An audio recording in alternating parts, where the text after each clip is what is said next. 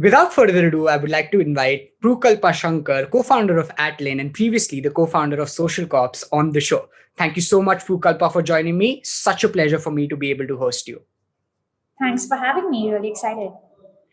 Great to hear that, Prukalpa. And through this episode, I want to take a deep dive into multiple things that you've done across the years, but also especially focus on some of the founder traits that are so special to you. And I've really observed myself through the multiple talks I've seen of yours and the articles I've read, right? So jumping right into the conversation, I want to first up talk about storytelling, right? Because interestingly enough, through pure observation and fascination, I realized that whenever I heard you talk about data or any complex topic, it was not as complex as it would be otherwise, right? And combined with that, Rajan Anandan and your interview, in that he specially mentions that you have the gift of storytelling, right? Which is a huge compliment, not just for him, but something that I realized really stands out about you. So if we may understand from you, how storytelling is important for founders to begin with, B, how you exhibit it or practice it or utilize it in your various conversations with the various stakeholders, and C, if you have any pointers for how future founders can become better storytellers. So over to you for the first question here. Sure. Yes, I mean, high praise from Rajan, and luckily when I was 21, I ended up giving my first TEDx talk, which Rajan saw. And that's how he ended up being an angel investor, which was a huge thing for us back then. And so he talks about that story all the time. I mean, I guess here's and as I think about your role as a founder, right, very quickly your role ends up being you are chief evangelist for the company in everything that you do, right?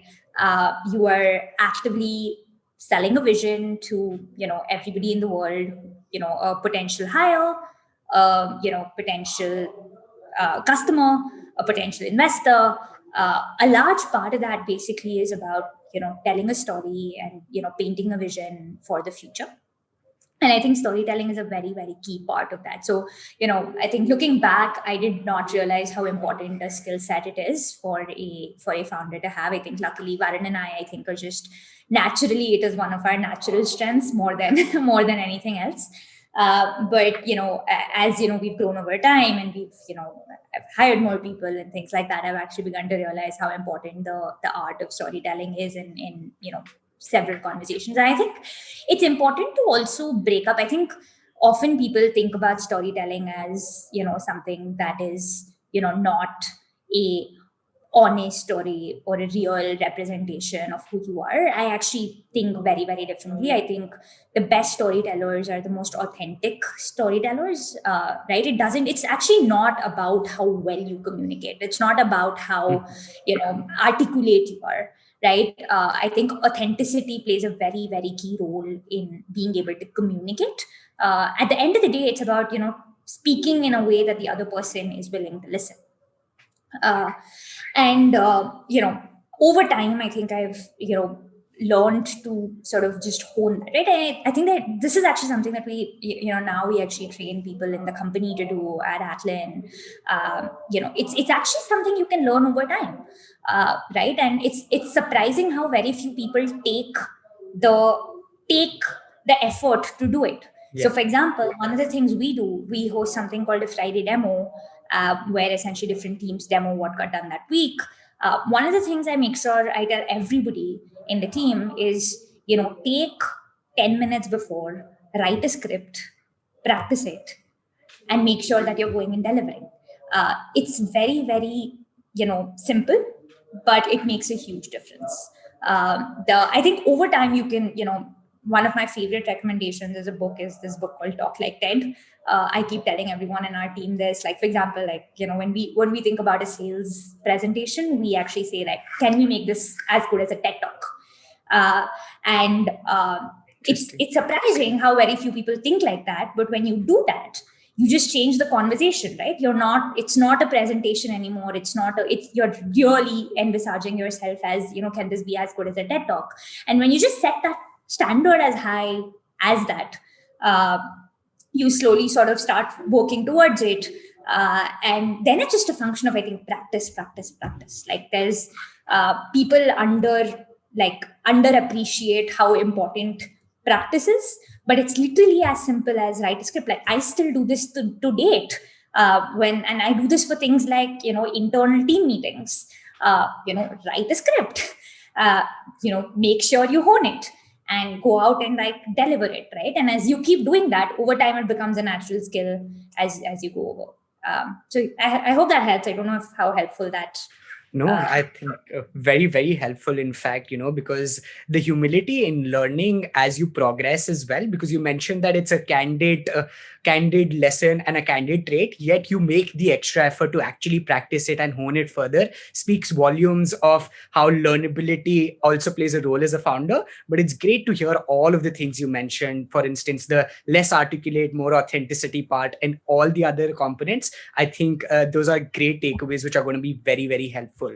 I think sorry, the one thing to add here, right, is before every single time Steve Jobs went on stage, he used to practice for 48 hours straight. And he's one of the best storytellers in the world. But he used to practice for 48 hours straight. So if Steve Jobs can do that before he goes on for every presentation, then every single one of us should no do shame, it. Right? Yeah, exactly. That was great to hear, Prukalpa. But moving further to another important aspect as a founder, right? So when we talk about the learnability factor, as we mentioned, right? And you mentioned this in the past, how important is it to be in the niche that you are, but still be able to grow yourself beyond that? Are there any specific mental models that you equip yourself with to perhaps go beyond it, to be able to understand the various stakeholders you're dealing with? Because across the years, you've now had multiple experiences of dealing with organizations, multiple stakeholders, and now you're building a product which is central to so many personas within an organization as well, right? So are there any tools that you would perhaps suggest, and how is it that you equip yourself for the learnability side of being a founder? Yeah, I don't think there's a learnability side of being a founder. Like learnability is being a founder. Like there is almost it's no one other and the same. Right? It's one and the same, right? Mm-hmm. Your life is about doing things that you've never done before, and learning how to do it. And most importantly, holding yourself to a very, very high bar and saying that I'm going to do this better than anybody else.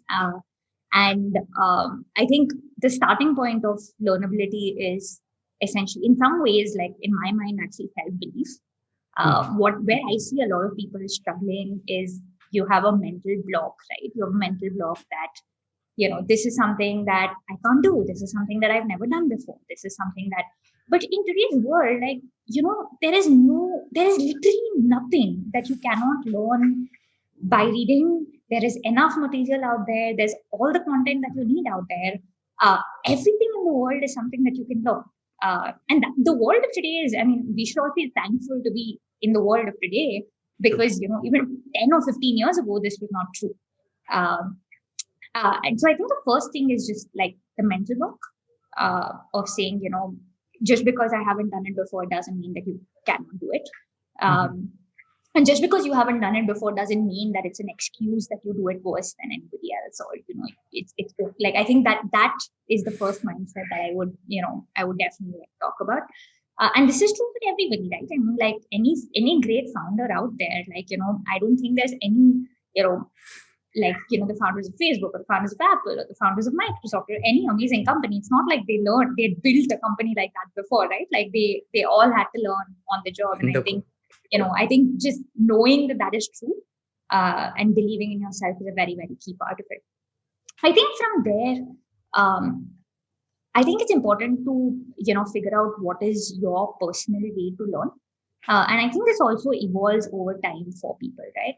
Right. So I remember in my very early days, I was going after breadth because, there were so many things that I never knew, right? Like I didn't know how to build a company. I didn't know how to hire people. I didn't know how to build a product. I didn't know how to do marketing. Like there were so many things. So I remember the first couple of years of being a founder, my lunches were talks from startup school. My dinners were talks from startup school. My weekends were reading as many books as I could get a hold of, right? Like that was just, what it was in the first couple of years. So I went after a lot of breadth. As, I grew as a person, breadth stopped making sense. So today, for example, reading a generic book for me doesn't really do much or teach me much. And so now I actually go after specific depth topics.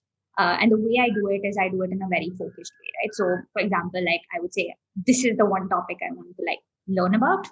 I would go after. Googling is the most underrated skill that exists in the world, and it till today surprises me how bad people are at Googling. And it is like the art of being able to in 15 minutes Google and find the most important and effective things that you should go after is incredibly important. Again, something that can be honed over time, right? And so literally what I would do is like, whenever I know there's something I want to learn, I would go do I would Google for a whole bunch of time. I would, take out like whatever links I want to go after. I would create a note out of it. And then I would basically take focus time. So that focus time is like I would take a block of 6 hours or 8 hours or something like that. And I just go after reading and learning and doing whatever I need to do there. That's how it's evolved for me. The one thing that I would add is for a very long time, I underestimated the importance of conversations. I generally was, I was the kind of person who was like, there are enough podcasts and there's enough content out there in the world for me to learn from. But one of the things I have learned to recognize is important over time is actually sometimes like, so for example, today, like the kind of problems I'm trying to solve are very open-ended problems. There's no answer. There's nothing I can learn from books and things like that. And one of the things I've started doing is try to have, conversations with people that I respect and basically say, hey, this is something I'm thinking about. What do you think? And sometimes it just opens up, ideas that you would never have thought of or, things like that. So I would say that's generally been my overall mental model in terms of the way that I learn. That's phenomenal to hear. I think again, one of those things which are again very essential, but isn't echoed enough in my opinion. But it's great to hear from you and testify to the fact that it's one and the same to being a founder and is essential as a trait for any founder. And the multiple ways that you suggested, and especially the fact that Googling as a tool itself is very underrated. I think like not many people Google what twice, thrice a day also. And even if not quantifying it in any manner, I think you were particularly on point of not being able to understand the art of Googling. So I think a lot of great pointers there again. Interestingly enough, I want to now move to the fact that there is always these debates around how founders actually start. And in your particular case, it's always been motivated by problems that you have faced, essentially, right? So your founding story with SocialCops also eyes to the fact that you saw the fact that data was being utilized in a structured manner at Goldman, where you were interning, and post college you wanted to solve that problem. You went ahead and did that. With Atlan as well, you saw the fact that you built softwares for your own team as a data intelligence company, and then eventually wanted to solve for the world, for data teams across the globe, right? So what I'm trying to eye at is, as a founder, since you've always solved for problems that you've personally faced, do you think it's particularly essential and attributes to the success of any startup if the problem is something that you as a founder are not just close to but have personally faced as well, contrasting that of course with something that you see as an external second order problem and then solve for it? So I think I'd love your opinion here and understand how you think about this. Yeah. So I guess in our case, like, I mean, Atlan started out as an internal tool we were building for our own team, right? And, we said, hey, is there a way we can help data teams around the world with this? And I think that gives us a very unique insight. I remember for the first 1.5 years, people used to ask us about differentiation. This was like pre-product, right? Like we were still figuring out what our ideal product should look like, what is product market fit. And we would literally say that like, the one thing that's different about us is that we are building for ourselves. Like we are the humans of data, and we have empathy in a way that nobody else will have because we know what our problems are. We have faced the frustration in some ways, and I think that gives us at Atlan at least like a very unique insight because we're trying to build something that doesn't or hasn't existed. We're trying to reimagine what collaboration would look like for a data-driven team, and so I think there. Personally, for us, I think there's a very strong like founder market fit. Mm-hmm. That being said, does success have anything to do with, is it directly correlated with, is this a problem that is a personal problem that the founder faced, or is this a second order problem? I don't think so. I don't think you can. I mean, the reality is that you cannot. There is no one formula for success in a startup, right? And I think because of that, it's almost impossible to attribute and say, this one thing will make a company successful versus this other thing. It gives you an advantage, right? There's so many things that give you an advantage, like starting with, a really big market gives you an advantage compared to other people, or having a very unique founding team with empathy, which is a differentiator. But also, like the skills of your founding team could be a differentiator, right? Like there's so many things that could be a differentiator in your founding team. The ability to raise insane amounts of capital if you're in a capital intensive industry. Right? There's so many different things that can be the moats and that can lead to startup success that I don't think you can necessarily point to one. Obviously, I think the one thing to add on is that the one thing people really underestimate is the importance of perseverance and grit. Today people start up because startups are easy, and it's sad because there's so much capital out there, and it's almost like, it's almost become like YC has become what Harvard Business School and Stanford used to be. And that isn't the right reason to start up, because the reality of a Harvard Business School or Stanford is that it does not take, it's a clearer path. If you work hard, you succeed. A startup is not that. You can work really, really hard and you might do all the right things and you might still not succeed. And I think their perseverance through the hardest of times, through the times where it feels like there is nothing that's going to work in your favor, there, some elements of sort of supernatural passion matters, like just something you believe in that matter, that just, it supersedes everything else, right? Every rational thought you could have. And I think there, solving a problem that you're passionate about matters. Now, whether that passion is something that's a personal problem, or whether that passion is a problem that, you've just learned to love, and, however that passion comes to you, I think is just a function of how founders go. But I think that passion plays a very, very huge role in helping you go through the bad times. Fair point. I think that's wonderful to hear. It's so amazing how you speak about perseverance and grit, because that showing up every day is so important, attributes to so much. And great to hear that, of course, there's no one formula that lead to success, but it's always good to have that insight, that special insight that gives you perhaps a head start, if at all.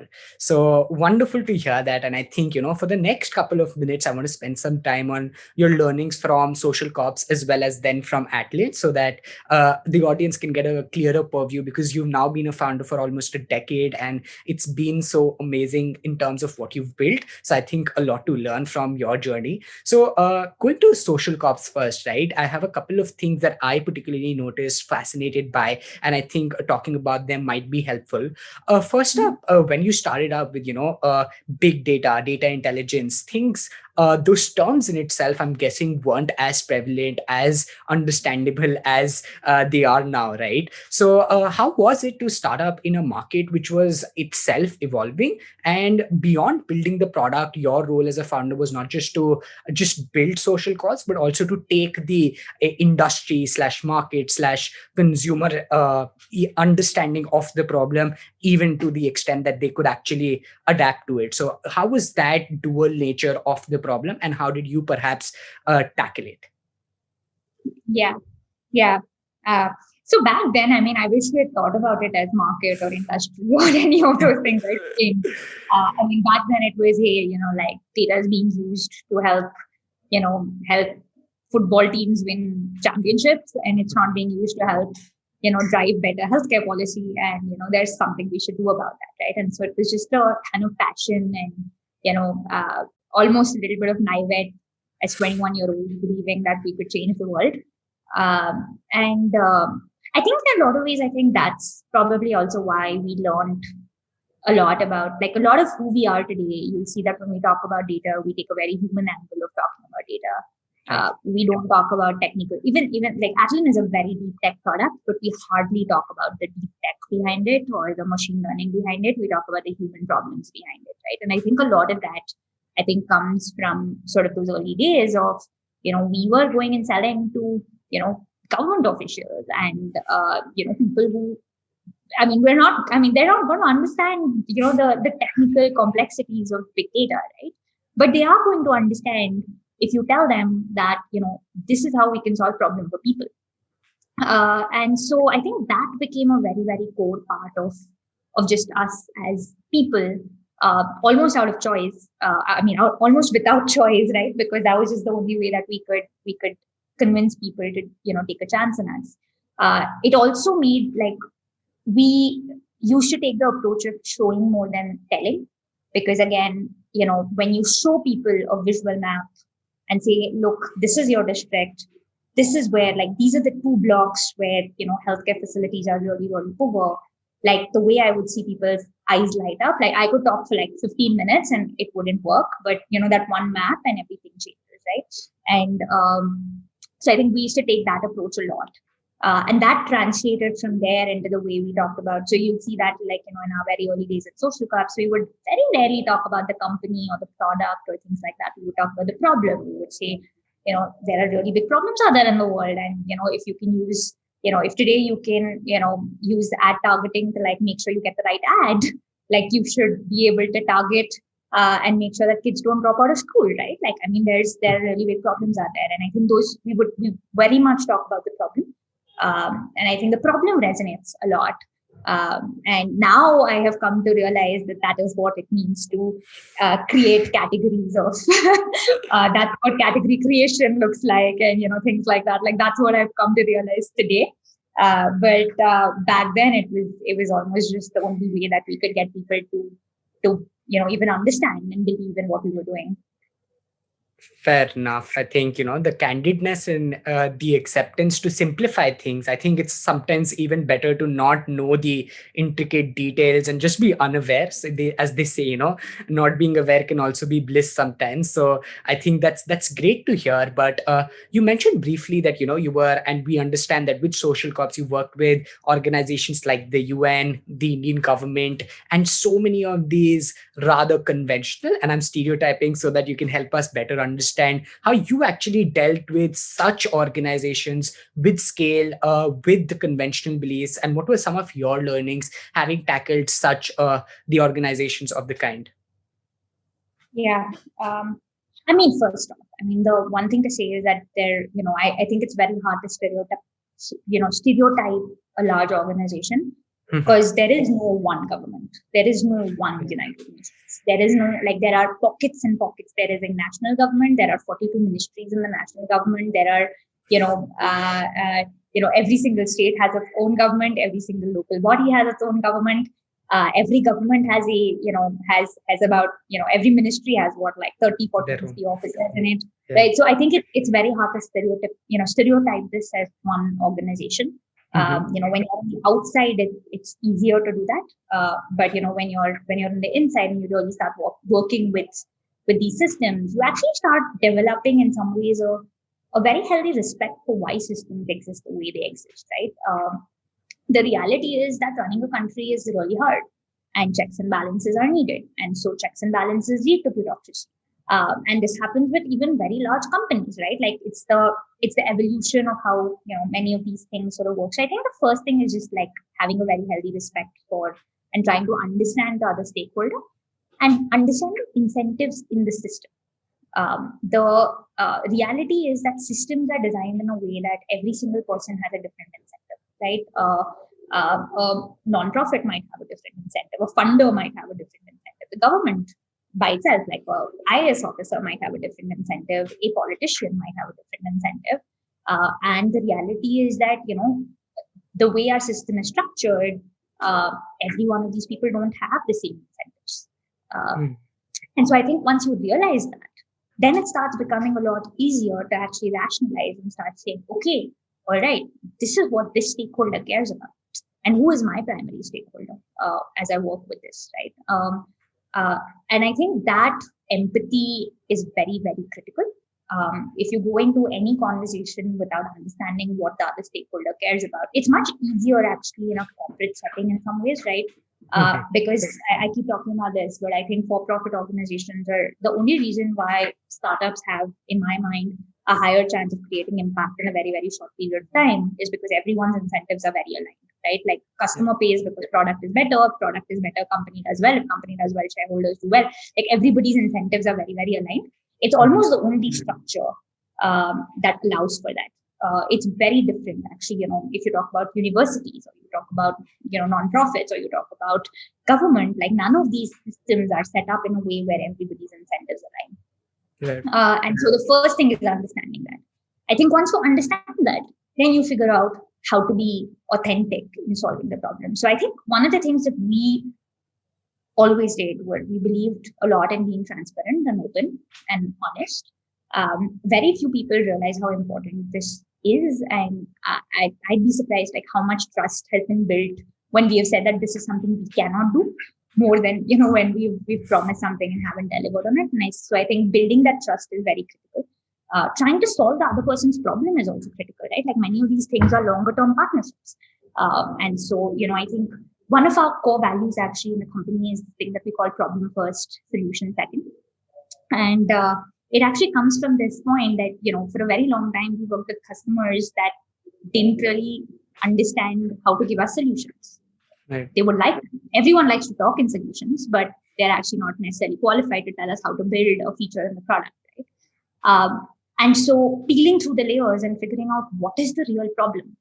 Is the real problem that that the person on the other side has a meeting with the chief minister on Monday morning and they really need to show something? Is that the real problem? Is the real problem that what is the real problem? And as you start peeling through those layers and learn how to question and ask, and really understand what the problem is, then it becomes much easier to say, okay, now let's not go after trying to, just do what the other person's asking us to do, but let's figure out how to solve the problem. And I think that's the role we've always taken, and in fact, that's a value we've taken from SocialCops to Atlan as well, right? And in basically saying we just go get down to the root cause of the problem and figure out how you can solve it, because that's what we're all doing, right? I mean, we all exist to solve problems for our users. Like that's why we do what we do. That's what drives us every day. So figuring out how to do that with as much honesty as possible, I think has been another key learning. And helps build trust over time, irrespective of who the organization is that you're working with. Right. Great. I think the authenticity and the humility for having respect for these organizations and not judging it from the surface is something that's a definite takeaway from that answer. But interestingly enough, right? So you moved from SocialCops to Atlan, and Atlan's a wonderful product as well.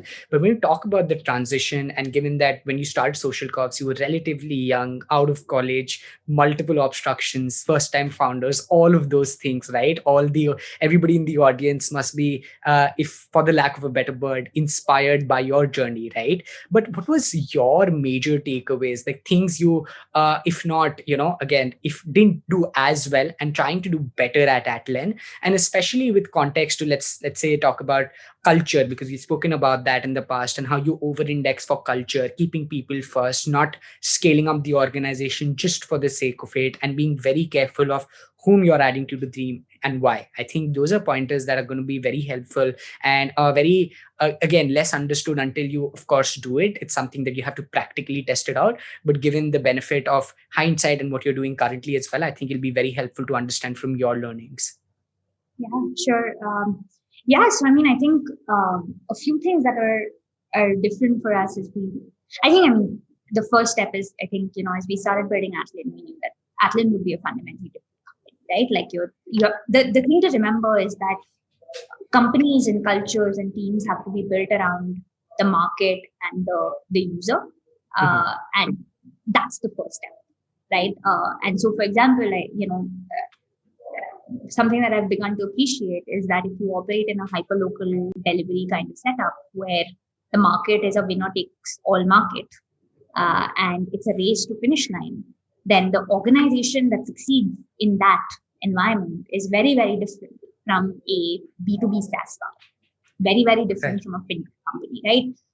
And so I think the first step to remember is that, I think all of these things have to be built around the user, and all of these things have to be built around, how do you build an organization that wins? And the dream is to build an organization that lasts, right? Like something that stays on for hundreds of years beyond you, beyond the early founding team.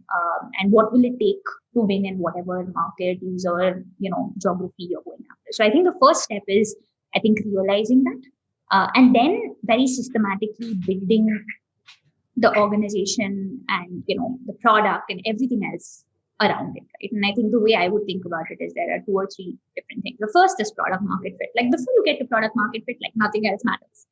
Like, choose a really big market, make sure that it's a big enough market if that's what you're optimizing for.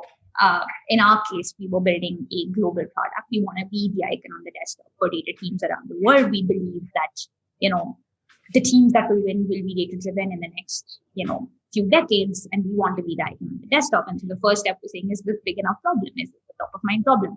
And second, like, can you build a product that actually solves it?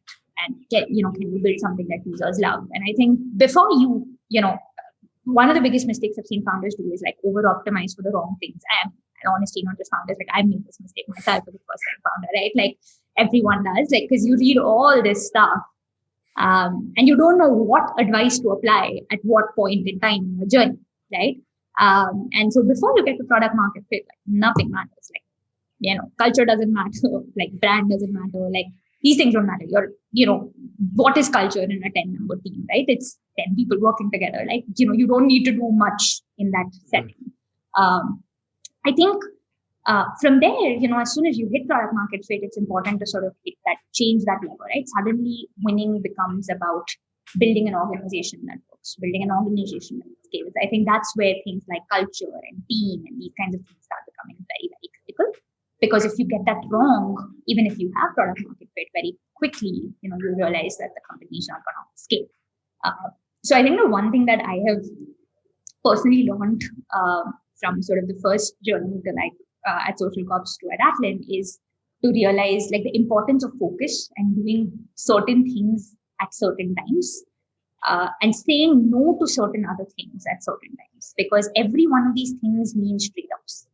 And the reality is that you have to understand the trade-off and you have to optimize for what is most important to build out something that scales over time. Like these things multiply a lot over time.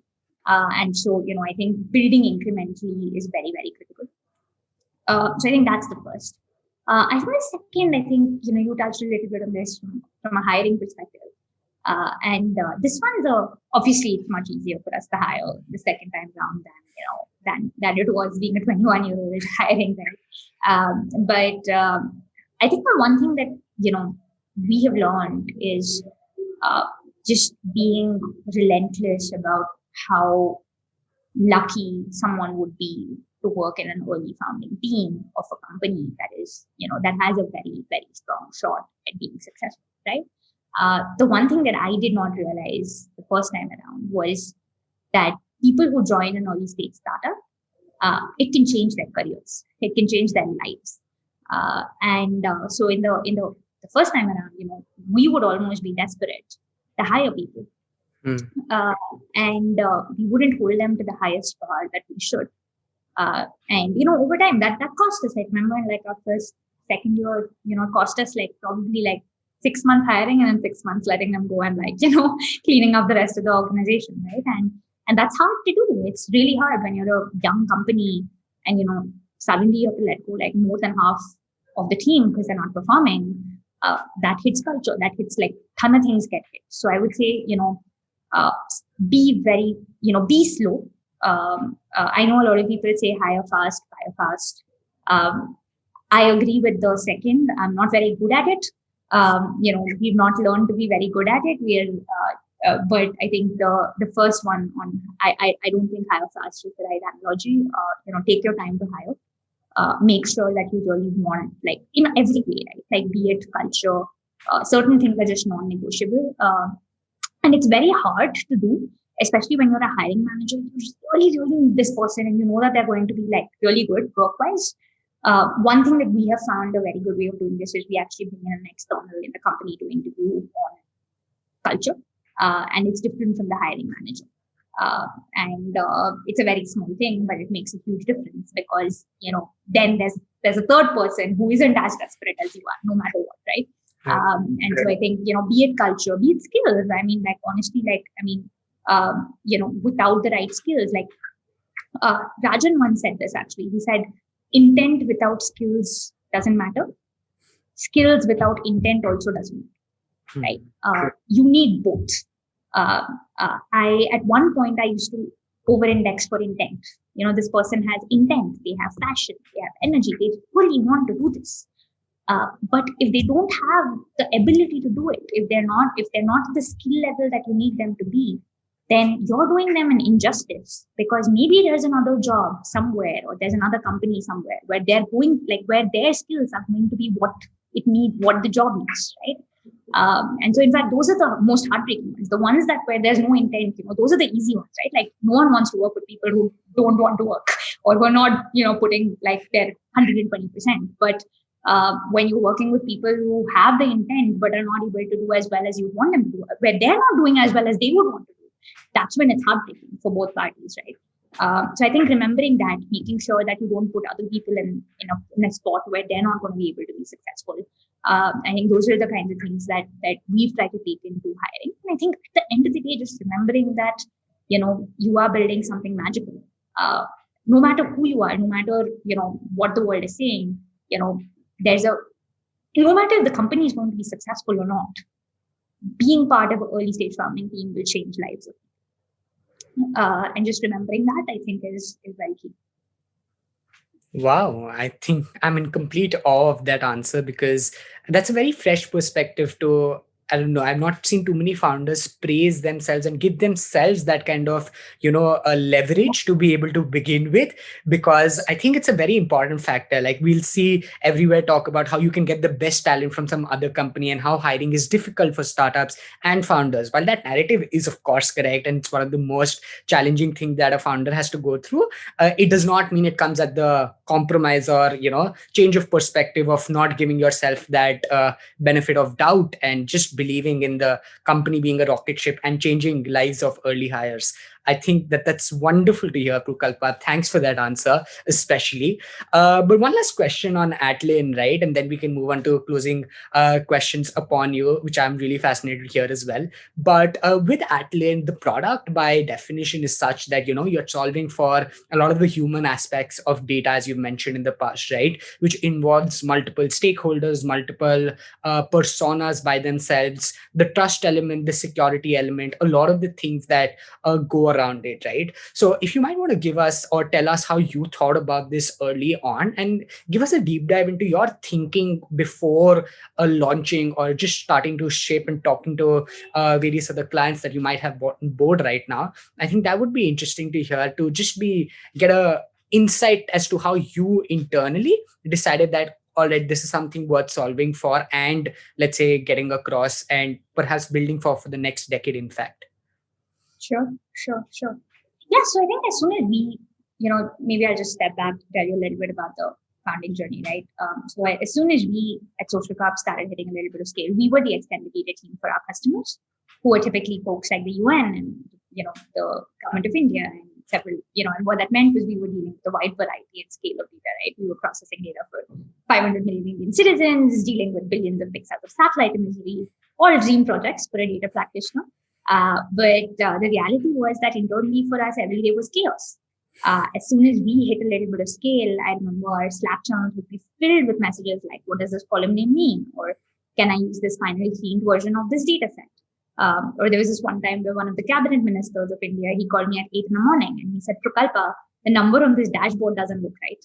And I was like, oh my God, I open up my laptop, there's a 2x spike in a day. And there was nothing I could do at that point. So I said, sorry, I'll call you back. And then I called my project manager, who called my analyst, who called my engineer, who pulled out audit logs, but he couldn't troubleshoot it because he didn't know what the variables meant. Long story short, it took us 4 people 8 hours even to figure out what went wrong. And that was like a day in our life. 50-60% of our time was spent dealing with issues like this. Data teams are one of the most diverse teams ever created, right? Analyst, engineer, scientist, business, machine learning researcher, economist, like 22 different kinds of personas that need to come together and collaborate effectively to make a project successful. And each of these people have their own limitations. And tooling and skill sets, and almost their own DNA. Like the way an engineer works is just so fundamentally different from the way an analyst works. And if they don't come together and collaborate, the project's not going to be successful. And so we sort of hit that breaking point ourselves. We realized we couldn't continue to scale like that anymore.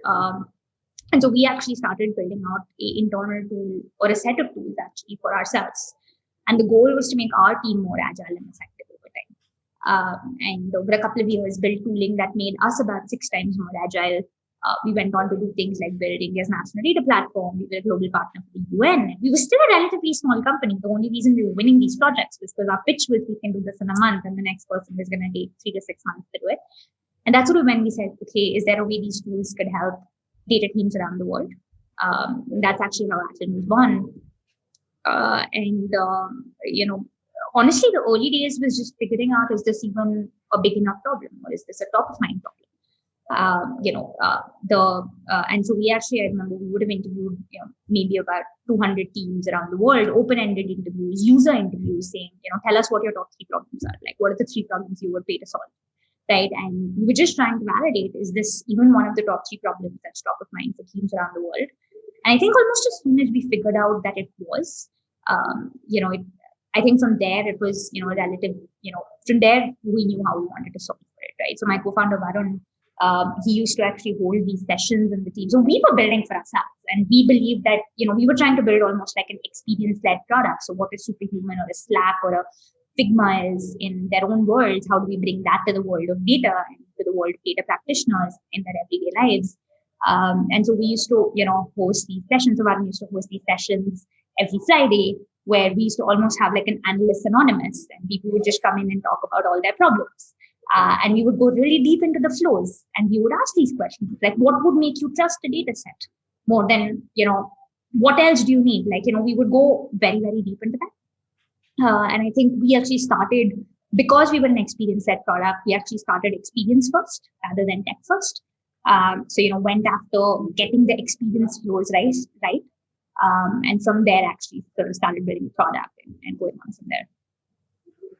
Fair enough. Wow, I think that's great to hear and understand, the natural progression of how it all started, and glad it did, because I'm sure this is going to be wonderfully useful for all data teams across the world. This has been great as of now, and I'm going to take the last 5-10 minutes to just talk about you as a founder and maybe learn from your experiences further. Therein, I want to first talk about the passion side of things, right? So rather cliche. However, you recognize that data was something that really attracted you, right? And you went into it, and you've now spent a decade of your time in, and you want to spend perhaps the rest of your life in it as well, right? So how do you perhaps know that you found that calling, if not calling, however you might want to define it, and how do you then commit to it? Because one of your past interviews, you also mentioned that you rather came from a conventional setting. You wanted to go to like an Harvard MBA, wanted to do those things, but then you became a founder, and you've loved that side and in the same domain, right? So how has that experience been, and how do you look at, let's say, passion in general, and what your learnings have been from the set of experiences you've gone through? Yeah. So I think they tend to be very personal journeys. So I think for Varun and I, the startup was never supposed to be SocialCops. We were, just stepping back, like both Varun and I were working in investment banks at that point in time, and we were very well on our way to do what was the dream life. Like it was, it was always supposed to be 2 years in McKinsey or Goldman, and from there go on to Harvard Business School. At least for me, not so much for Varun, but at least for me, it was like, let's go 2 years in Harvard Business School, and then I'll figure out what I want to do in my life, right? And I was very well on my way there. And when I was there, I realized that it wasn't, and to be fair, like it was everything that I had expected I would want out of the workplace, right? I mean, Goldman's a meritocracy, very, very hardworking, very, very ambitious people. An ambitious person is dream in a lot of ways, right? Surrounded by incredibly smart people. I was working 18 hours a day, getting paid incredibly well. But I would come back home and I would work on these. I was at that point actually organizing one of my first, I guess, mini startups in college, which was a entrepreneurship event where we got together about 3 different universities, 200 entrepreneurs, stuff like that. And I would spend a couple of hours working on that. I would hide in the bathroom and send out emails, because and I think that's sort of when personally for me, I realized that the whole this whole path might just not make sense anymore, right? Does it really make sense? Because if you want to do well in life, you need to be doing things that you're passionate about every day, right? You should want to love your work every day. So I think that's really where it started. And Varun and I, we were never friends in college. We actually met randomly on a bus once, and we spent like the entire bus ride talking about startups, which is very rare back then in university. Startups were not nowhere as cool as they are today, and all of that. I think Varun was the first person I knew who was my age that also read TechCrunch back then, right? And so I think that was enough to spark a conversation, and we were like, let's just give it a shot. Let's participate in hackathons. Let's, try making the startup work. That startup was never supposed to be SocialCops. SocialCops was a passion project, where I remember and I think this can be this is a very surreal answer, but there was a night where, I remember we were talking and, we were like, why not do SocialCops? Why not do, why can we not solve these really big problems in India that could be solved through data? And we were back then in Singapore, very surreal, very different world, never thought about coming back to India or any of those things. And we were just excited.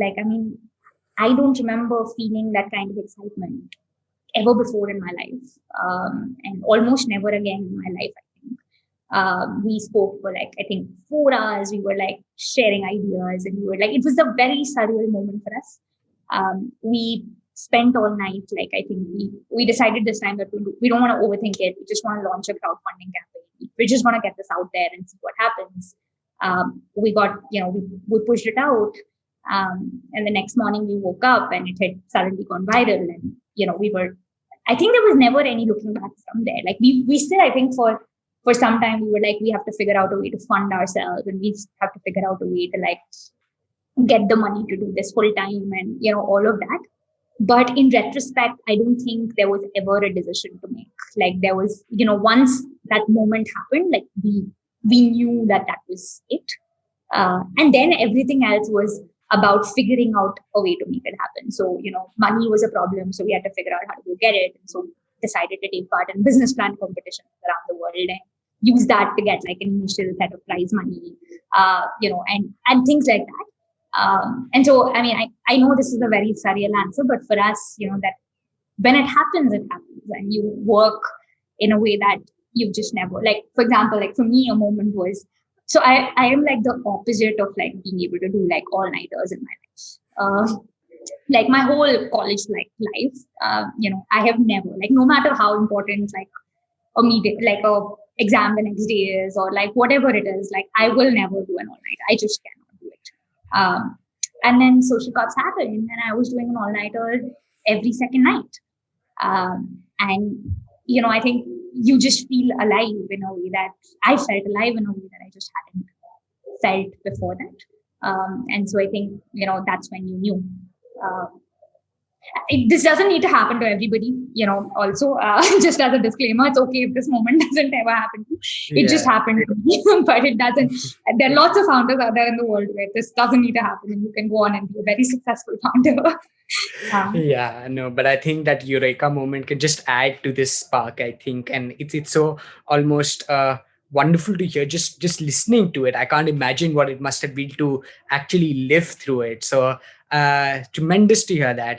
Thanks for sharing that story, and it's wonderful to hear. Hopefully, that sparks more and more folks to not take the conventional pathway, if of course it's suited to them. No binding principles here, of course. But moving further to one of the last question, second last, in fact, one thing that I love understanding better is the decision making frameworks for folks like yourself, because as founders, there's so much to I think large part of being a founder is decision making as a common scenario for you, right? So if there are any binding, if not principles, anything in particular that you use or practice to understand decision making better and practice it, along with, of course, the prioritization framework. Because given the product building phase, the team management phase, ensuring that culture is great, talking to multiple stakeholders, funders, and the VC firms and all of that, how do you essentially decide what to spend the most of your time to,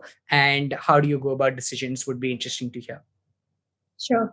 Yeah, so I think over time, Varun and I have actually found a pretty good way of doing this.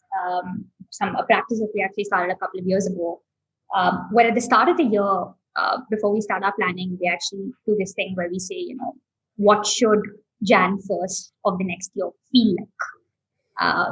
And it's and this is like, I'm a data, I'm a data founder, so this is actually like take this with how funny it is. But emotions matter, right? Like something that's just hard to like measure in any other way. And so we would start by saying, how should Jan 1st, 2021? So, for example, like our goal was, how should Jan 1st, 2021 feel like? And it basically said, we would just scribble, and it said things like pull should feel greater than push. And like a bunch of these different things, like what should that feeling look like, right? And then I think from there, we would actually go on and say, we would almost do like hypotheses that we know to be true. Because the reality is that every decision is a function of what you, if you're a relatively rational person, right? There are certain things that you believe to be true about the market, about the space, about your strengths, etc. And then on the basis of that, you're making a decision, right? And your decision might be right or wrong, but your decision is going to be a function of one of these factors externally, which could be a hypothesis or it could be a reality. And so we would actually start out by saying, okay, what do we believe to be hypotheses about what is going to happen in the world? And we would agree on that, right? And it would be things like, we believe that, the clouds are going to do this, or we believe that people will start investing less in this kind of technology versus this. Like it would be things as open-ended as that. And, we would do the same thing when, we would do like a little bit of like SWOT on like what are our biggest threats or weaknesses and things like that. And we would start there. And we would agree on that. And as, simple as it sounds, like once you agree on that, everything else is really straightforward.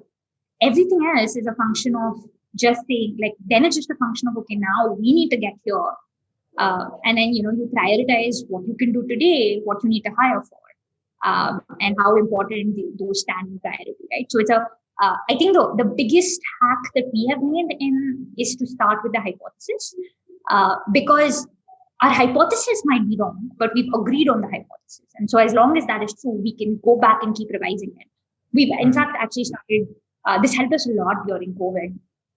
Right before, or right at that time last year, this time, when you're trying to figure out what do you do, what do you change, what do you build about strategy. And so we actually did this exercise.